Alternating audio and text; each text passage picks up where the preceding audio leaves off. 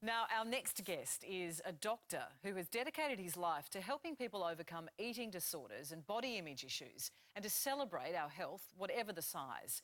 So imagine his shock when an image of his size 8 daughter was photoshopped without her knowledge by a swimwear company, all to try to make her look slimmer than she actually is.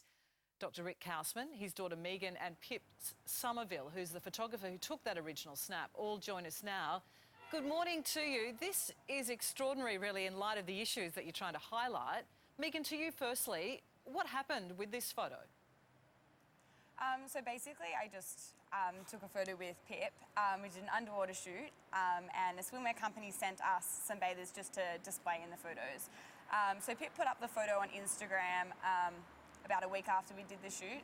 And a few days later, I woke up in the morning and I saw the photo that the swimwear company had put up. And I first looked at it and I was like, hang on a second, that looks a bit different to the original that I had seen.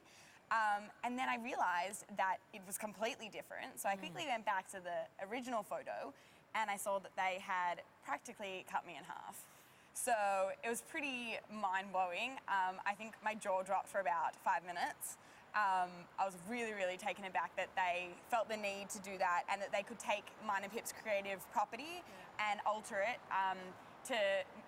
because what they thought was fit into their cultural ideal of what beautiful was. And you called them out on it, didn't you? You made it public.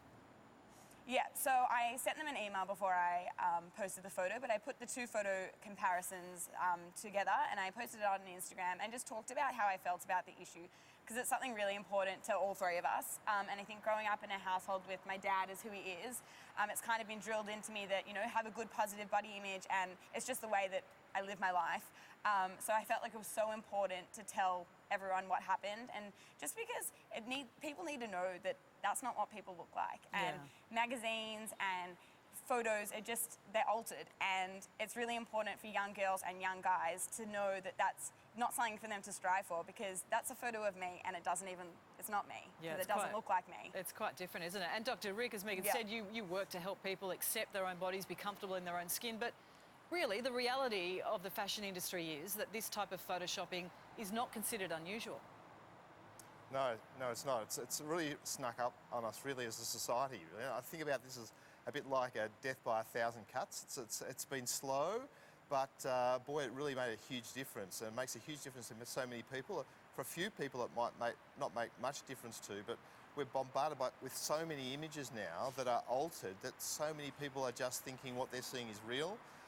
And it makes such a difference to people's self-esteem and how they feel about their body and body image. And there was a research study that just simply looked at getting people to look at house and garden images, just 20 of them, versus fashion magazine images, just 20 of them.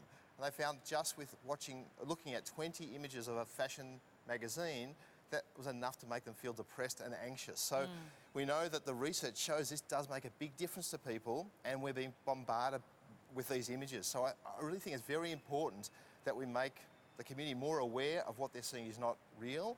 I think a direction we definitely can go is that magazines really owe it to their readers to say in some way that what they're seeing is not the real person, that has been altered. And I would really encourage magazines to take a step on this, take a stand, and at least put on the bottom of the photo, on the image, this photo has been altered or this photo has been photoshopped. I think that would be a great first step to really help the community. The swimwear company itself apologised. They said that we meant no disrespect for photoshopping the image, but unfortunately, like most magazines, media and images, you see on here girls have been retouched, so that they admitted as such that they did do the photoshopping. Apart from really getting magazines to give that admission, do you think we should be policing it? Should it be self-regulated, do you think, Dr. Rick? Look, self-regulation often, in my experience, doesn't work that well, but I think we should start with that. And I think that the amount of response that we've got, all three of us have got to the issue already. When Megan shared what had happened with me, I popped it on my Facebook page. I was blown away. I'm not sure exactly what the definition of going viral is, but in my world, it went viral, and I was amazed at the amount of positive feedback that both girls got Pip, who took the photograph, and Megan, in terms of standing up for the cause and standing up for the issue. So I think the time is right.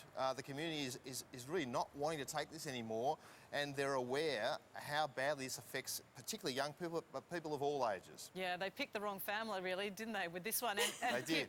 You took that original photograph. Do you retouch images that you take in any way?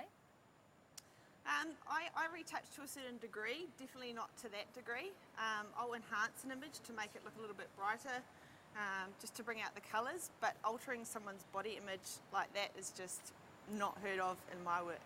And you've got personal experience, haven't you, with the impact that body image issues can have, particularly on your health. It can be dangerous, can't it? Yeah, most certainly. I come from a competitive rowing background. If you relate that to something like the fashion industry, there's all this competitiveness to sort of conform to a certain look, whether it be weight, height, you know, your visual impact on society, and it is all related. I had a personal experience with it, and this is very much similar to that. You suffered from anorexia, didn't you, as a teenager? Yeah, I did, yeah. Yeah. Well, you take beautiful images. The original photo you took was absolutely stunning, and I have no idea why they thought they needed to retouch it in any way, shape or form, because, Megan, you're a beautiful woman, and Thank you. And we thank you guys for highlighting the issue, because I think calling out is the first step. Yep. Yeah, Terrific. definitely. Thanks, Deb. you. All right, good on you. Thanks for joining us this morning. Yeah, Cam, they definitely picked the wrong family on that one, eh? They did.